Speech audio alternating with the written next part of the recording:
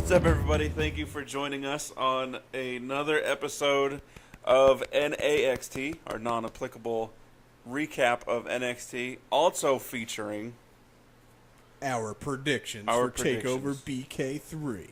Yes. No sleep till Brooklyn. Takeover Brooklyn. So, small card for NXT's show on Wednesday.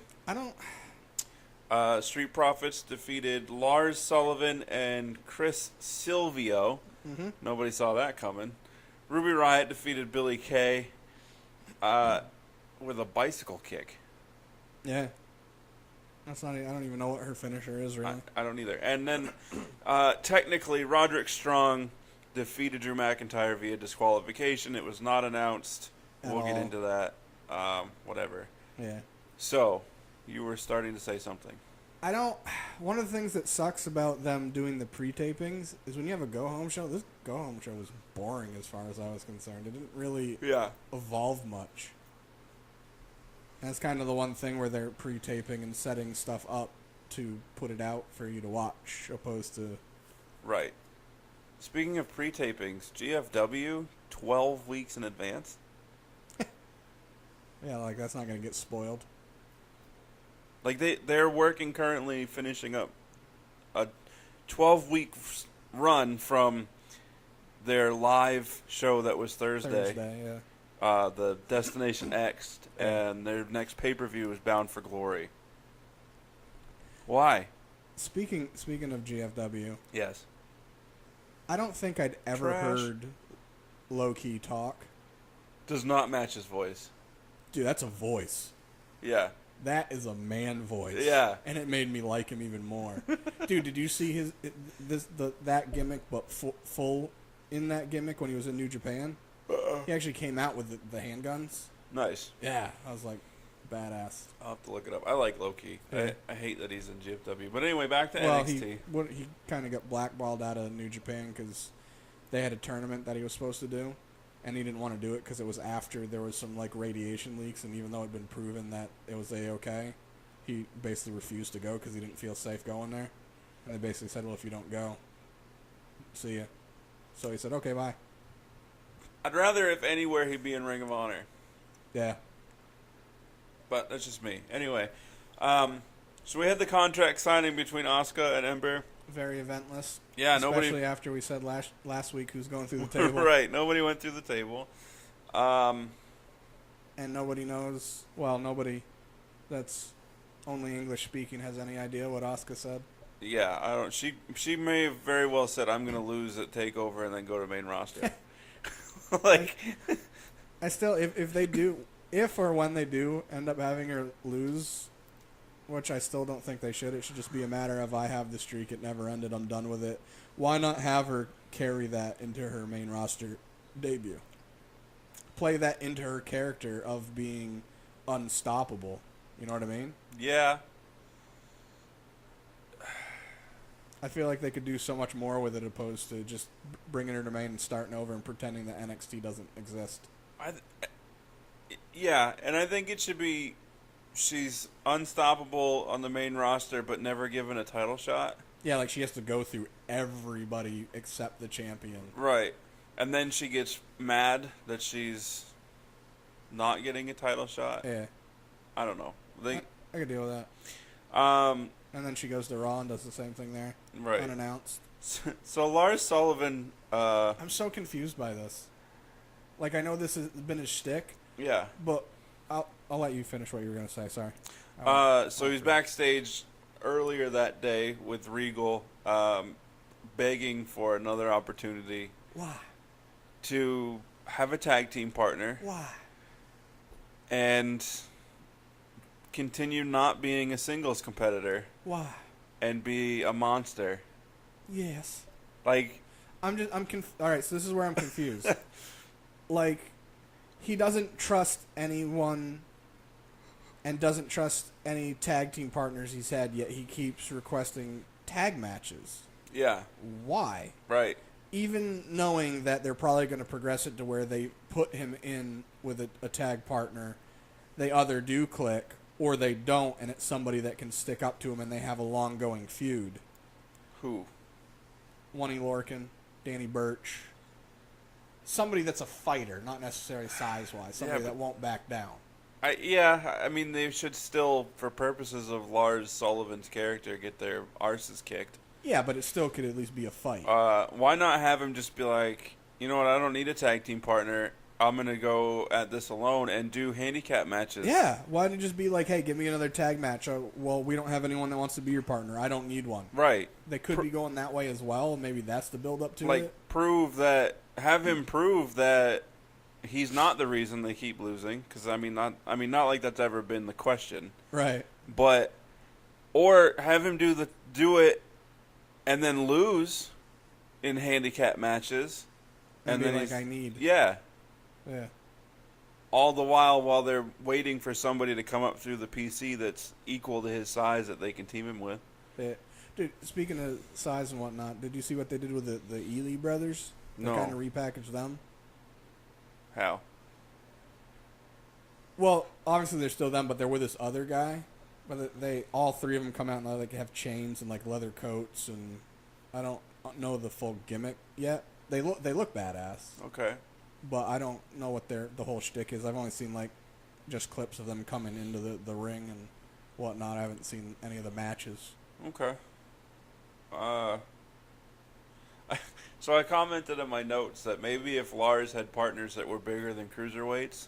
Seriously. I don't I get it, but at some point you need to give him a tag team partner that's normal sized. And then go ahead and let the same thing happen. Yeah. I'll say for the match with the Street Profits, it was funny because Lars was like, "Let me tag," and the guy just went over and he was like, "No." And then after they won and Street Profits got out because they were like, "Screw this." Once Lars grabbed the guy, I was like, he already promised he wouldn't. He picked him up and like, "Oh, this guy's going outside." Yeah. Yep. So he did. He took the guy outside, beat the crap out of him, threw him in a dumpster. With a Morrow voiceover the whole time. Ooh. Not Morrow commentating on it. No, it was recorded voiceover. Morrow sitting in a recording booth, yeah, recording what was saying. What was being people said. can say whatever they want about Morrow. I like him. His commentary adds to it to me. Like I actually, while watching stuff, like get all big-eyed and like, oh, that's right. It's just he's hyping it up because he does such a good job of like being enthusiastic about it. Yeah. That it makes me like, I get tense because I'm just like, this is oh no, it's not. I'm good. We're good. Right. Yeah, I like Morrow. Mamma mia! Ruby Riott defeating Billy Kay. Terrible match. Yeah, it Ruby was very, very weird, spotty. Ruby is so much better than what she showed. Even her match with Ember Moon, her last match with Ember Moon, which was good, it wasn't smooth. They were both trying to get to their spots to set up the stuff that they were doing with each other. But, I mean, they're in NXT for a reason. They're going to evolve and get better at that. Yeah. But, yeah, no, I agree. I also wonder if their thought process, the wrestlers themselves, are thinking, well, this is pre-recorded, so anything that looks bad can be edited out. Maybe. Like, obviously that's not the case. Yeah, because it's a match. Right. I don't know if maybe they just have that in the back of their head and they're wrongfully thinking that. It could just be that they know it's more or less practice, especially if it's... Obviously, with Billy Kay, it wasn't for anything important. It was just a match. Right. Could also be that Billy Kay is terrible. Yeah, she's not very good. At least Peyton's good. Better than Billy Kay. Yeah. I don't know. I was upset. No. I don't know. I expected better out of Ruby because I've seen better out of Ruby. And yeah, shaking my head like people can hear it. I was just disappointed. Like, I'm not mad at you, Ruby. I'm just disappointed. not even in just the match. Yeah, it wasn't smooth. It wasn't fluid. Right. Some of that could be that they haven't had much time working together, and Billy hasn't had very many matches. The last match I remember her having was the one with Ember. Yeah. She may have had another one between. I don't remember. Like even the moves they did were slow. Yeah. Like it's whatever. I do like the one Ruby does in the corner where she puts her feet on them and smashes their face into the turnbuckle with her legs and holds onto the ropes, and yeah, that's cool. So Peyton took to the mic afterwards. I just wrote, okay, Peyton, whatever. Yeah, So I don't remember what she said. I was listening, but she essentially told Ruby that she was ugly and would never be iconic. Okay. I don't think she's trying to be. So, whatever. So and then Ruby was like, "Well, now we riot." yeah. So, so Peyton and Ruby will probably fight within the next couple of weeks, or probably have already fought, but we'll get to see it within the next couple of weeks. Might be which will be a better match than the Billy Kay one. Yes, it should be. I also wanted to note that there was a misleading ride-along commercial that for like the third week in a row. So the Hardys are doing one. Are they? Yeah. Nice. They actually were taped it last week. The way that the commercial is set up is like it's going to show you one that's supposed to be epic, but it's just hyping the show itself. I didn't notice. It's the second or third week that they've done it, and it's just like It's probably why I didn't notice. I don't even know. So anyway, Roderick Strong. I wrote Roderick Strong. Defeated Drew McIntyre. Bobby Roode came out, threw Roderick Strong off the top turnbuckle outside the ring. Bell rings, and then he starts stomping on Drew. It was actually a decent match up until then. It was pretty hard hitting. It was kind of saving the show. Yeah, it really was. I like Bobby Roode on the mic. He's a great heel. In the ring, I find him boring. In the ring, I find him serviceable. He's mundane. Yeah, he's one of those guys that in the ring, I don't know how to word this because it sounds like I'm being judgmental or critical when I'm not. All right, so like I always say about Seth Rollins, for example, one of the reasons I like Seth Rollins' matches is because he is good at what he does to the point where the match feels fluid. Yeah. It feels like he's reacting to the other person and vice versa. His matches feel very, very fluid. Yes. It doesn't look like, I got to run to this spot and wait for the person. Right. It's well choreographed and well done. Yes. Bobby Roode is really good at that as well. Yes. Matches feel very, very fluid. He's not generally early to spots or late to spots. It's very fluid, well choreographed, well timed. Yeah. With that, yeah, he's one of those guys that he's who he is because he is outstanding on the mic. He's great on the fly, and he's a great heel. In the ring, he is very, very, very serviceable. Yeah. Does a good job. He's a ring technician. Yeah, but he's not an exciting wrestler to watch. Yeah. So I don't expect. I expect the Drew McIntyre portion of this match to be good at TakeOver. It's probably going to be similar to the Shinsuke one where it's just as far as like Bobby's going to try to find a limb to take out and attack it for the match. And Probably. And it will be his leg because it's his finisher involves his leg to kick. Yeah, and he's bigger, so you want to chop down the tree. Right. Might be his neck as well, since Bobby's finisher is the whatever DDT. Glorious DDT. Yeah. I almost said fabulous. I almost said something that was nothing remotely. So essentially, we're going to see Bobby Roode versus Roderick down the road. Soon. Whether it's for the title or not, we will discuss in a few minutes as we do our predictions for TakeOver. Yay, predictions, here we come. That was a nice, smooth segue. So I already wrote all mine down. So the card for TakeOver we have, and this is not in any particular order. Aleister Black versus Hideo Itami, Johnny Gargano versus Andrade Cien Almas with his associate Zelina Vega, whose name I can't remember ever. Thea. Trinidad. Oh, you mean her her character name. Yeah. Asuka versus Ember for the Women's Championship, NXT Women's Championship. Sanity versus Authors of Pain for the Tag Team Championship. And Bobby Roode versus Drew McIntyre for the NXT Championship. And supposedly the tag one is going to be Wolf and Dane. Yes. Which I'm okay with. Yes. But I like Eric Young. He better be out there at least. I'm sure he will be, and Nikki Cross. Yeah. I don't know if they are to win. I don't know if they'll go Freebird rules, or if maybe they're starting to push for Sanity to take every belt, Or pushing them to main. or pushing them to main. Depends on if they win or not. I like Nikki Cross. Yeah. Every time I even hear her name, I can just hear in my head her yelling Ruby Riot's name. Ruby!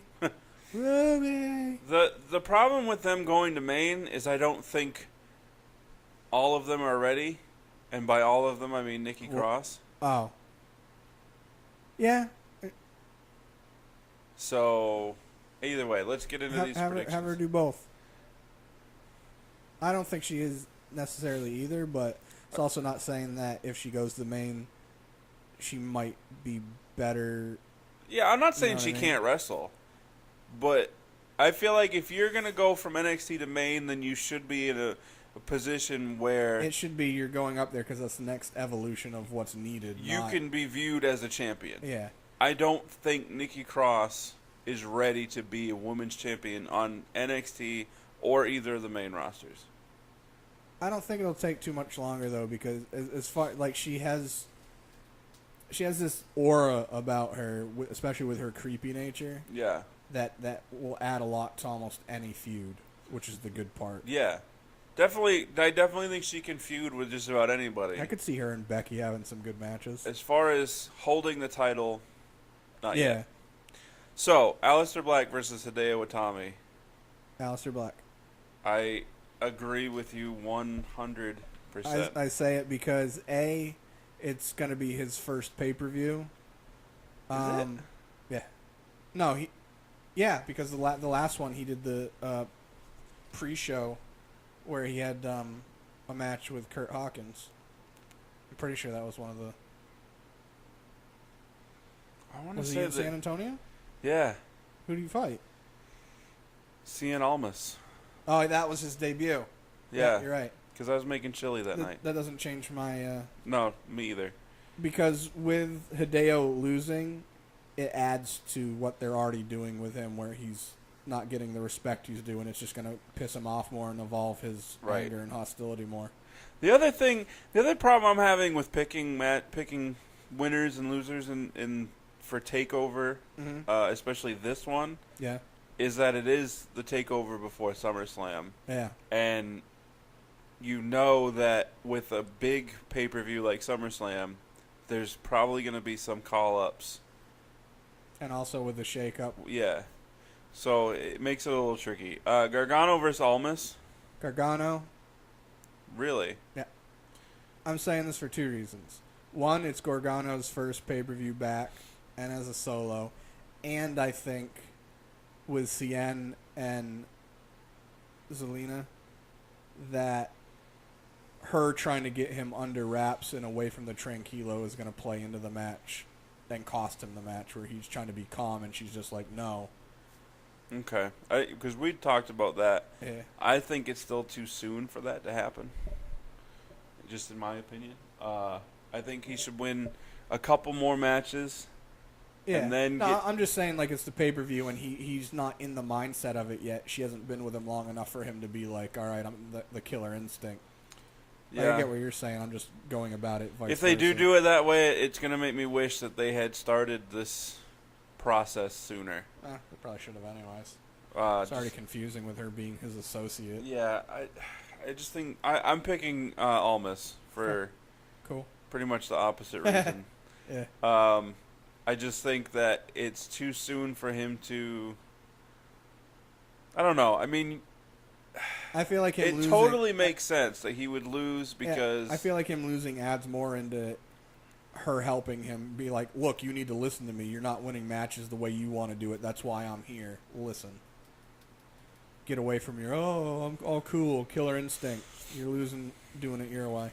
my other thought being that Almas is the heel and has the assistance of her. Yeah. So God, I'm hoping she wears something similar to what she did on 2 weeks Asuka ago. versus Ember. I'm going with Asuka simply based on I still don't feel like Ember is ready. Okay, I'm going with Ember for the opposite reason. I mean, I know it's NXT and that's the point. It's a performance center, but almost every single. And I like Ember. I like in the ring. She's great. Next to Naomi, she's probably the second most athletic Yeah. in the She's women's actually division. better wrestler than Naomi. Yeah. On the mic, she's digressed a little bit in the past couple episodes, in my opinion. She's been the same to me. I don't feel like they're letting her be her. Right. I feel like they're giving her bullet points and telling her to stick to it too much, and it comes off as such. Here's my other thought process for picking Ember. SmackDown's women's title match at SummerSlam is Naomi and Natalya. Oh, they need more women They on main need help. severely. But they have, and they haven't brought Asuka up. Like, they could have brought Asuka up last year. She's been ready. Yeah, no, I think it's about time. Oh, I agree with you. Part of me is picking Asuka because I don't think that Ember is fully ready, and I also don't think I'm picking it based on I don't think they should have Ember, or they shouldn't have Asuka lose it at all. It should just be she's done with it and vacates it. Word. So Sanity versus Authors of Pain. This is the one where I'm just like, ugh. Because technically there's 4 of them. Yeah. And even if Nikki's not out there, there's still 3 of them. Right. And Eric Young returning because he's been gone. I mean, I know he was there last week, but he's been gone for a while. I feel like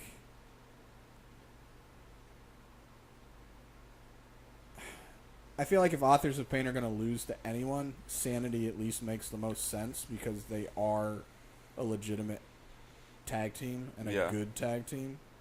So it makes sense. But in the same, I feel like they're only having it be a match for TakeOver because it's a pay-per-view worthy match, opposed to not caring what the outcome is. They're just like, hey, we need a pay-per-view tag team match. Sanity AOP would be that. Also, my thought is I don't know if either AOP or Sanity is going to be brought up to main in the shakeup or after SummerSlam, which I don't want to know. I'm just saying, with not knowing, or obviously if you did know, you'd know who was going to win.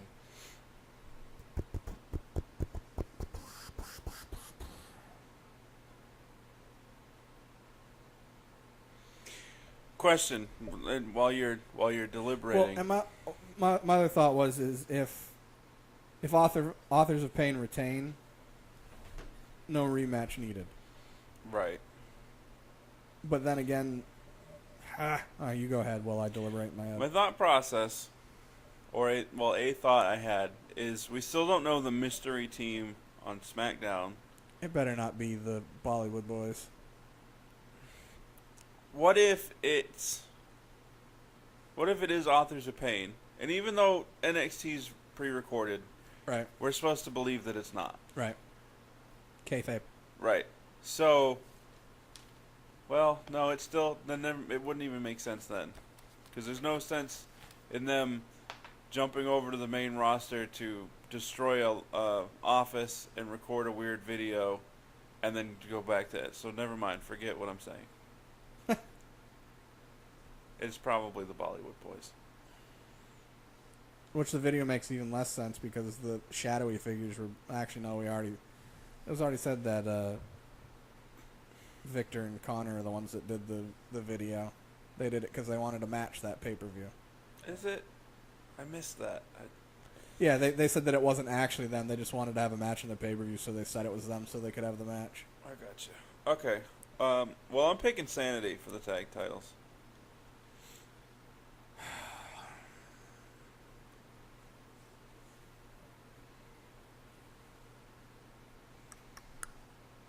Better question, who's the face in this match?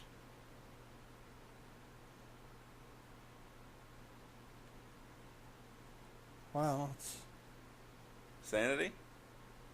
Technically, I'd say so. I mean, they're both heel teams. Yeah. That's why I like NXT. They don't seem to care. Right. just to be different and disagree with you, I'm going to go with Authors of Pain. I agree with every argument for both ways. You know what I mean? It's funny because NXT has more so been about the fans, sort of. No, not even. Never mind. NXT is just this strange enigma of. It's refreshing to watch though after watching SmackDown and Raw. Yeah. Because even though it's WWE, it's at least enough different where it's refreshing. Because it's not Vince's love child. Yeah. Triple H is calling the shots. Yeah, and it's more based on better progression. Right. And all the matches feel individual. Even if storylines are similar to, I mean, you can only do so much. Yeah, I mean, I'm not super excited about the storylines that NXT throws out there. No, they're pretty generic. A lot of them don't make sense. Yeah, it's pretty generic, but it's also a performance center to. Right. I don't know. So, main event: Rude versus McIntyre.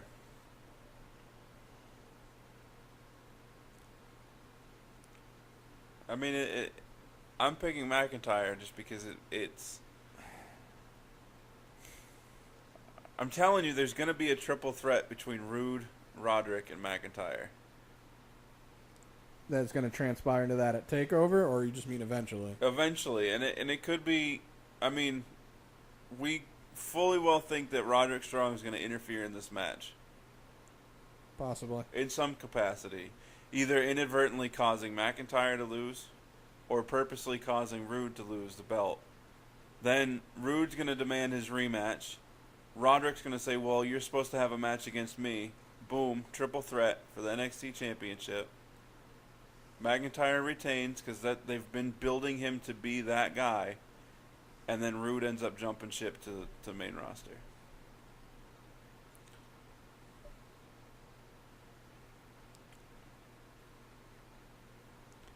Not for the same reasons, but good enough of a decider. I'll go with Drew as well. More or less, my thought is even if Roderick isn't involved in a triple threat, by Drew winning, it affords furthering the Bobby feud if needed. I mean, because with Aleister Black, he should be in that picture pretty soon as well. I can't picture him holding a title. I know, it was weird, but he's badass and I like him. I just can't picture him holding a title. I feel like he would be a guy like the Naito. Yeah. In New Japan, every time he has a belt, he just comes out and he just throws it and kicks it. He doesn't even care about it. I like that guy. Yeah, he's great. So that's our picks. We agree on Aleister and McIntyre. We disagree on the other three. I say Almas. One take says Gargano. I say Ember. One take says Asuka. I say Sanity. One take says Authors of Pain. And Adam Cole Baby will be in the stands. Yes. With them going, oh, that's Adam Cole. And then they'll have a thing backstage with him where he says that he's signed. Yep. And he's similar to what they did with Drew McIntyre. Yeah. I highly doubt he'll have anything to do with any matches. It's been rumored that he's obviously signed, was supposed to be at the Performance Center all this past week. Yeah. I don't expect him to stay in the Performance Center long before. No, I think that's just for him to, get a feel for some things because he already has a WWE style as far as I'm concerned. Yeah. Yeah. Well, we will see. I'm still haven't heard anything about Leo Rush. Leo, yeah. Yeah. I'm most excited for TakeOver to see Adam Cole. Yeah. I mean, the matches themselves, Aleister and Hideo should be better than, because they fought before, didn't they? Say that again. I was listening, but space. Aleister and Hideo, they fought on NXT a couple weeks ago. Yeah. They didn't. No, remember, Hideo had the interview that was interrupted. Right. And then he went out to the ring, and Aleister Black came out and just black masked him. And then they had the footage of Aleister trying to leave, and Hideo tried to attack him, and that set up the match that we're going to see tonight. They haven't had a match yet. Okay. They've had interactions. I don't know why I thought they had a match. because it happened in the ring initially. That could be. That's probably correct. You can keep looking. I know I'm right. I'm sure you are. I just. Either way, it should be a good match. Probably one of the better ones of the night. Yeah, it's going to be a rough one too. I don't have high hopes for Gargano versus. I do. When I say high hopes, I expect it to be a really good match. I really like Johnny. CN, I feel like, is kind of underrated, and I'm highly entertained by a lot of the stuff he does. I don't find him to be that good. Really? Yeah. I'm entertained by him. And he's funny. His running to slap the person in the corner, then he does it the second time, just yells in their face. I laugh every time because I'm an idiot. No, I laugh at that. I'm definitely entertained by some of his antics. His running knees are good. Ember versus Asuka should be good. Yeah, that should be a pretty good match. Yeah. I mean, I don't think it'll probably be the worst match on the card, just because the other matches shouldn't be that bad. Yeah. And Rude versus McIntyre, I expect a boring match, but it should be good. Yeah, it'll probably be. I mean, I don't feel like Drew, character-wise, is one to let it be a slow match. You know what I mean? Yeah. But also look for our SummerSlam predictions episode tomorrow. Yes. All 13 matches. That's crazy. Ridiculous. That's crazy. Part of me's okay with it, and other part of me is just like, ugh. The only thing as long as we don't go 1 for 13. Oh my god. The only thing I don't like about there being that many matches is that because sometimes a majority of the time the crowd can dictate how long a match goes. Yeah. So if there's a good match like AJ versus Kevin Owens, yeah, Bray versus Finn, Alexa versus Sasha. I'm expecting the. You're gonna run out of time for some of the later matches. I really feel like well, you also have Natalya and Naomi, that'll be a quick match. That can be like a 5-minute match. That shouldn't even happen. It should be in the pre-show. Pre-show's pre-show. The pre-show. I'm really thinking the Usos and New Day could probably steal the show again. From the pre-show. Yeah, just because they have such good chemistry. Yeah. In every one of their matches leading up. Like, they've had a match every week for like 3 or 4 weeks, or interactions. Yeah. And each match has been good. Right. For different reasons. Usually it's like, oh, these guys again? Yeah, exactly. Once I'm like, why do you guys keep doing the same matches over? But these guys literally, they're good matches different ways every time, which is great. Yep. But yeah. So, we'll see. Check it out later. Like, share, subscribe. Social media's on the screen. I didn't say that at the beginning. That's alright. It'll still be on the screen in the beginning. Did I say our names? I don't know. Whatever. Anybody that's listening, you know who we are by now. And if you don't, go look at our other videos. We tell you. Deuces. Double them.